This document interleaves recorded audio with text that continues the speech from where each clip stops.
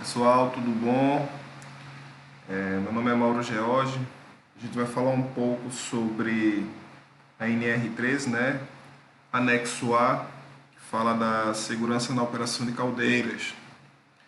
Para essa primeira aula, a gente vai ver um pouco de noções de física aplicada, relacionado mais à área da pressão, que faz parte de todo o contexto, nada mais é que a produção de vapor que a caldeira tem, né? Então ela também trabalha com a pressão.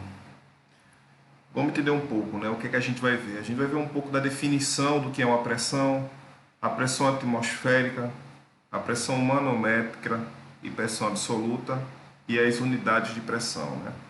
Então, basicamente, esse vai ser a nossa primeira conversa sobre o curso da NR3 Anexo A, que ela fala sobre a segurança na operação de caldeiras.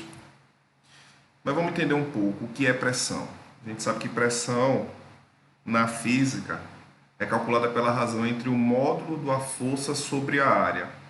Como vocês podem ver aqui, olha, eu tenho a minha pressão, que eu tenho a minha força exercida aplicada sobre a minha área, onde a minha pressão ela é dada em Pascal, unidade de medida dela, a força em Newton e a minha área em metros quadrados, certo?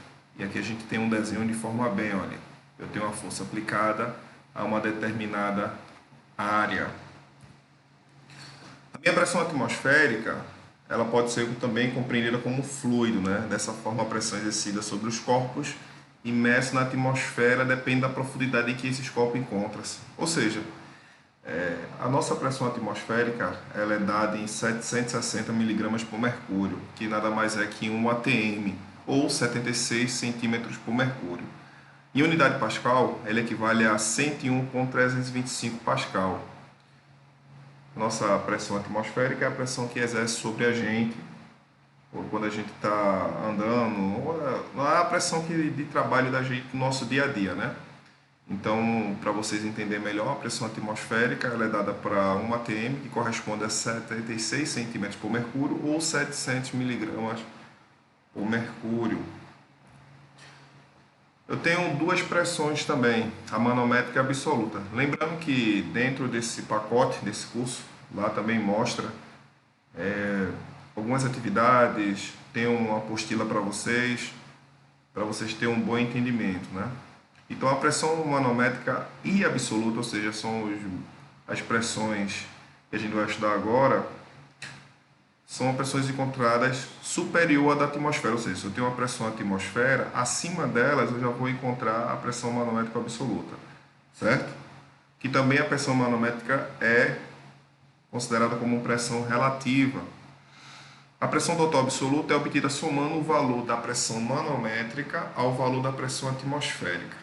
E a pressão absoluta será zero em lugar de vácuo perfeito, ou seja, quando eu tiver um vácuo, eu vou ter a pressão absoluta zero. Então aqui na fórmula a gente vê bem, olha, pressão total ou pressão absoluta é a minha pressão atmosférica mais a minha pressão manométrica ou hidrostática, certo?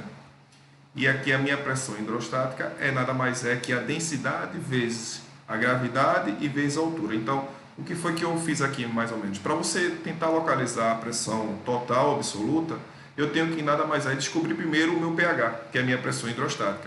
Porque se você olhar bem aqui na fórmula, a pressão total absoluta é a minha pressão atmosférica, que é 1 atm, mais a minha pressão hidrostática, certo? Então, para eu poder achar a minha pressão hidrostática, eu tenho que calcular o que? A minha densidade do fluido em quilograma por metro cúbico, a minha gravidade, ou seja, metro por segundo ao quadrado, e a minha altura do fluido. Dentro desse contexto, eu consigo achar a minha pressão total e absoluta. Eu trouxe também para vocês uma tabela de conversão, certo? Uma tabela onde mostra como é que a gente pode converter as unidades de pressão. Essa parte do curso é mais ou menos para vocês terem um bom entendimento de algumas fórmulas que se aplicam no dia a dia de vocês, tanto equivalente para o curso de caldeira como para o curso de unidades de pressão, certo? Vasos de pressão também.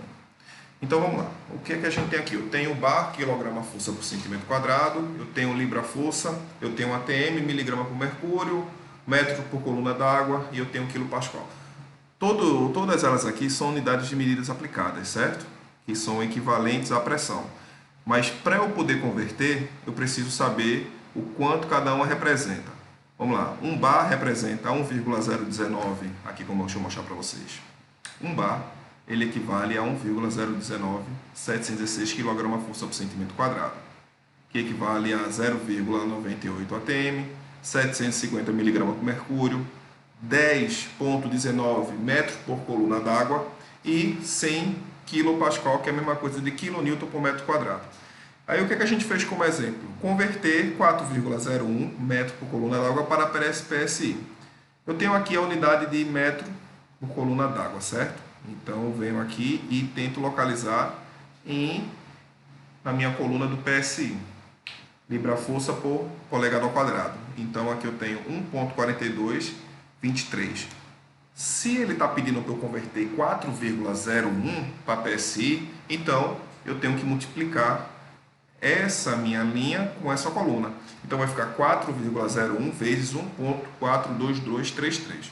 Isso vai me equivaler ao quê? 5,7035433 PSI, porque é a unidade que eu estava procurando. Estava querendo converter 1000 metros por coluna d'água para PSI. Então, basicamente, essa tabela aqui ela também vai estar na apostila de vocês, para vocês basicamente entender rápido, buscar as informações, olhar nos manômetros.